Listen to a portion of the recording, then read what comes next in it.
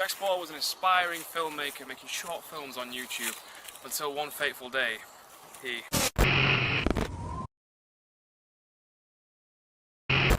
Ladies and gentlemen, thank you for joining me tonight as we look at one of the most unique and shortest film careers the world has seen. Jacques Spaul was born June 15, 2001 and always had a great love for films.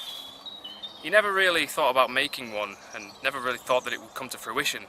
That is until he discovered the world of indie films. The low-budget style of the indie genre made it seem much more possible to Jack to make his own films, and maybe even some of them could come to fruition. And with the entire country in lockdown, it created the perfect storm, as Jack became increasingly bored, and thus, Once Upon a Time in Lockdown was born.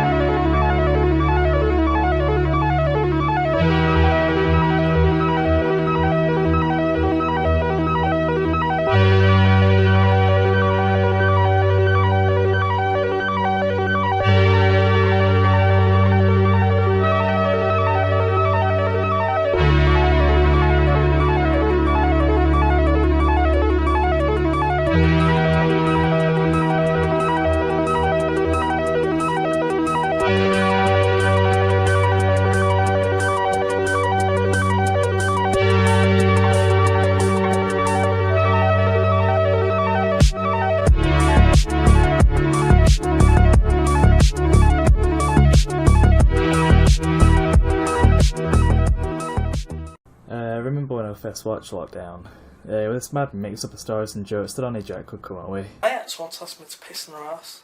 You ever tried to piss in an ass? It's fucking hard! It wasn't that good really, but that's what made it stand out. It's great. Lockdown felt like all of Jack's life coming to a head. This lowbrow, crude comedy filmed entirely by himself and his dad in his house and back garden. As shit as it was, it truly did embody that make what you can, create because you need to mentality. Lockdown was a smash hit, and it seemed the years of watching comedies really helped Jack create something that was truly him and his personality. It spawned 2 sequels, which both garnered their own attention and really were loved. This was what seemed it until...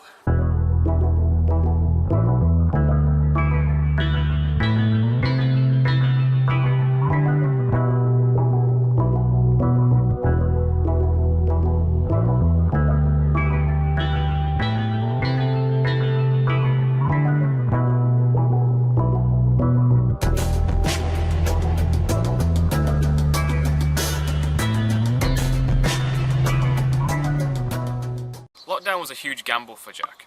It was his first real film. It had a plot and scenes and even action. I remember Jack was working on a 4th Lockdown. The idea terrified me. The way he wanted to take it didn't sound like Lockdown at all. And I thought, this is it. His career's over before it started. If that's all he can come up with, he should leave it where it is. The 4th one was such a risk. He put it all on the line. He could have called it quits, and believe me, everyone told him to. But he stuck to his guns because he had a vision and he saw what nobody else could. When he told me that he was going to use a different format, I was so confused. This isn't Lockdown, sort of thing. I just didn't get it. Then I saw it.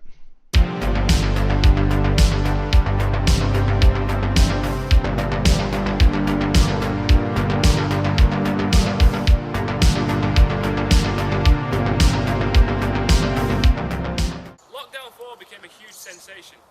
It surpassed the 2nd and 3rd installments to become the most popular Lockdown sequel. So where could Jack go from here? After knocking an entire quadrilogy out of the park, what was his next step? Well, to top Lockdown, it would have to be truly out of this world.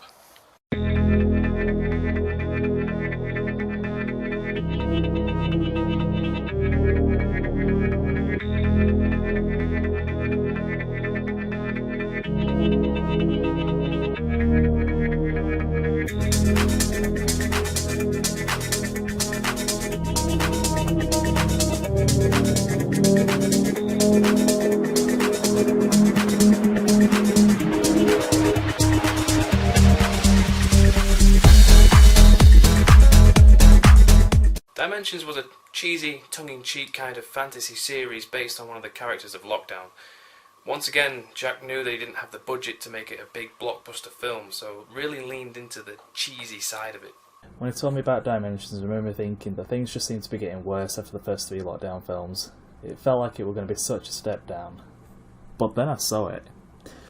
They were a bit more serious, but that worked. It kept that DIY feeling of Lockdown, but threw in some classic Jack traits. Dimensions was such an odd one because everything was telling me I should hate it. The plot was subpar, the action was questionable at best, and the entire thing was basically one long fight scene. But I couldn't help but love it. Felt like those terrible 70s flicks you find in the dark corners of the internet.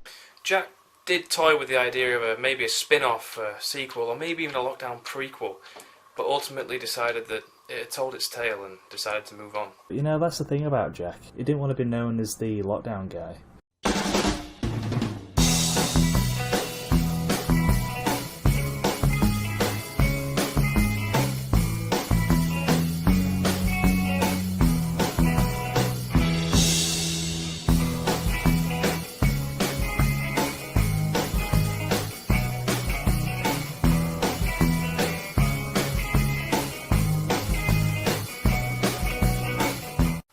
Was supposed to be a return to form for Jack, because despite the popularity of Dimensions, he really saw it as a failure, so he turned back to what he knew best, raunchy comedy. He did, however, still try to take a step forward by giving this one an actual plot, unlike the Lockdown trilogy. This was his idea of taking a step forward and really finding his own groove in the filmmaking industry. It didn't really work. Dick just felt like it was missing something. It didn't feel like a Jack film. I'm not sure what it was, but it took a while for it to grow on me. I could tell there was more effort in Dick, but I didn't really care. That wasn't what I expected from Jack, and it wasn't really what I wanted either. Jack was crushed by the critical failure of Dick.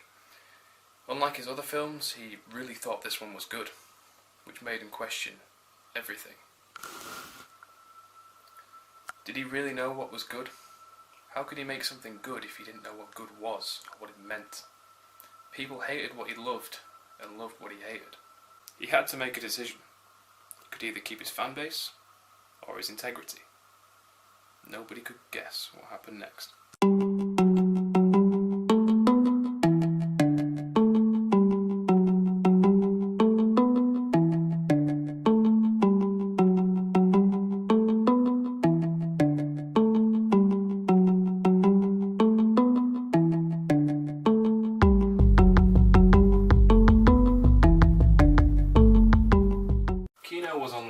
Jack had made before. It was an experimental surrealist film. Truth be told, Jack had always loved surrealist films, but had never had a chance to make one until now. Kino was an instant flop. Jack chose what he wanted to make over what the fans wanted, his integrity, and paid the price. Kino was just weird. I had no idea what was going on. It wasn't even funny. It's the furthest thing from a Jack film to me. It didn't work at all. I don't even know what to say about Kino, because I don't even know what happened in it. It was just stuff going on and I didn't get it. Like you said, you weren't supposed to get it, but how do you make a film that people don't understand? It just sounds dumb, honestly. Before Jack could even think about his next step, the country was put into a third national lockdown. Jack spent the entirety of this lockdown planning and plotting for his next film. After 2 hard failures, it was time for Jack to really rise and hit this one out the park, or it was practically over for him. He decided to film his creative process of writing and eventually actually making the film. Beware though, the footage you are about to see could be upsetting to those of a nervous disposition.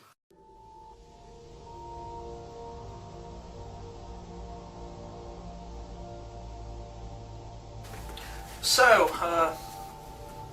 hello.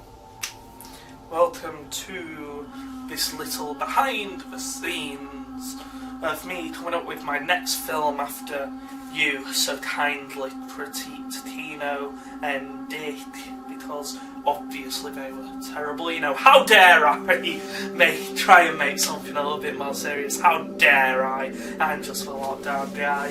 So, I think that's where I'll start, obviously. Go back to that funny little stoner shtick, because I'm just Jack, you know, I'm you know, you go to me to watch some funny little stuff, to laugh at it. You don't come to me for your big blockbusters, do you? No, you go to actual directors, because this isn't, you know, your friend's dream or anything, is it? No, it's just Jack making some stupid stuff for YouTube, isn't it? So, dumb stoner comedy, that's easy, isn't it? You know, oh, you like your sex, don't you? You love it, you know, little crude jokes about cum and piss and shit. Well, so two characters, you know, me and Tom, you know, that's the go-to, isn't it? So, what about two little stoner guys? Need some sets, because obviously, you know, the little stoner guys, you know, they're not going to pull other, you know, for that type of character, that Michael Cera-esque character, if you will. So let's add a prostitute. That's a brilliant idea. Let's add a prostitute in there. That'll get the sex jokes in there. You know, we can do a little crude to the line stuff, you know, make fun of sex workers, because we all love to make fun of sex workers, obviously. You know, the lowest of the low, clearly, other than me, of course. So, I think that's it, yes. So, they can go on a journey, you know, and then there's this big bad at the end. We'll probably make his name some sort of funny dick joke. So, yeah, let's do that. So, right now I feel like I've got two choices in life. You know, two crossroads, the fork in the road, as people say. I either feel great and I'm happy and life is good, engy bengy, jollop and dan with that little pointy thinny majiddy car, and I've got no motivation, I've got no inspiration. I just can't do it. I can't write, I can't direct, I can't do anything. I don't have it in me. But then you've got the polar opposite, where I'm down in the dumps, I'm at my worst, my lowest of lows, and that is when the inspiration strikes. That is when I'm writing page after page after page, when I'm filming minute after minute after minute of films, and it all comes together. I use my upset and my depression as building blocks of a masterpiece. So, that's it. Those two choices. I either feel terrible and create, or I feel great but then feel terrible because I'm not creating. I have that little parasite biting and gnawing at me every second of every day. But this isn't a normal parasite. It isn't gnawing at like my heart or my lungs. This is a very special parasite that gnaws at my soul, the very essence of why I am alive. And this little parasite is gonna follow me till the day I die, down in that grave where I will feel terrible, just like I did every single day I was breathing. They say to reach down deep and to look inside yourself and find the true self, and to pull it out and to use it as a form of inspiration. So let me ask you, what happens when you look down inside of yourself and there is nothing there? When it is just an empty void, a pitch black abyss. I have no mouth but I must sing, I have no legs but I must walk. When you are chained and restricted from doing what for you is a necessity, why do I make films? Well, it's really simple actually. It comes down to the tiny little fact that I have no other choice. Most people, they have a plan B, an option C, D, E, whatever letter you want to use. I don't have that. This is it for me. There is nothing. I have looked and I have tried and I have nothing else. This is the be all and end all. I know that you find it weird and stupid when I get hung up on the little details, and I do takes over and over again to get it just right. And I should probably feel sorry for you,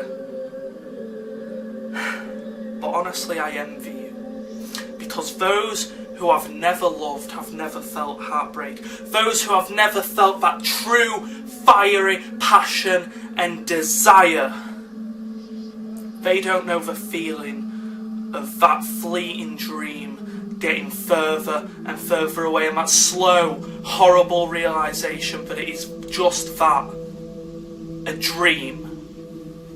And that dream, realising that that dream is not reality anymore, and that it never really was, and that you were just hitting yourself over and over and over again. That one thing that is simultaneously the reason you breathe and the reason that you want to throw yourself out of your window. Shortly after lockdown, Jack began filming, and all was going great. He seemed to have gotten back to his raunchy comedy roots and was loving it. But before we move on to that film, I would like to take a moment to sit down with the star of most of Jack's films. I'm Tom Bailey.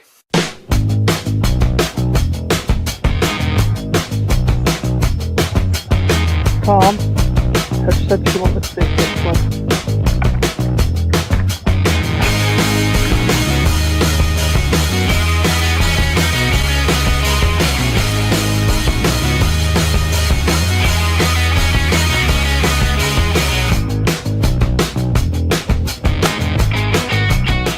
Filming with Jack was always fun. I mean, legit, like, always on set, vibing, doing our thing, getting shit done, eventually anyway. Spent half the time just listening to music and cracking jokes, to be honest. But yeah, it was always really fun. But then, eventually it took a turn. Not before Dick, obviously. Dick, great. I thought that was a banger. So did Jack. But it did flop, and Jack was very disheartened with that one. It's kind of hard to see him that way, to be honest. I never thought it'd be like that, but it seemed to light a flame inside him that he was really going to do his thing, and he came back with Kino, which is where it all sort of started to turn for me, and that whole filming experience was a bit cold and lifeless.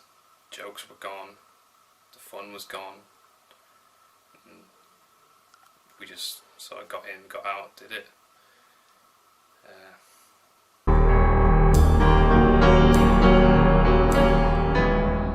In an effort to garner hype, Jack decided to premiere the film in a live stream. At the start of the live stream, it was great. A real return to form got me all excited. I loved it. It was great. I was so happy for him that he had finally got it all back on track. But then suddenly, the stream went black. Well, good for him. Just when I thought everything was going to be okay, the stream cut off. I just sat there hoping that he would be able to get it back up quickly. Everyone sat with bated breath, waiting for something to happen. Finally, the camera pans out from the darkness to reveal the live feed. Warning. What you're about to witness is some of the most disturbing imagery I've ever seen. So why am I out there? Just stay there. Okay, so I don't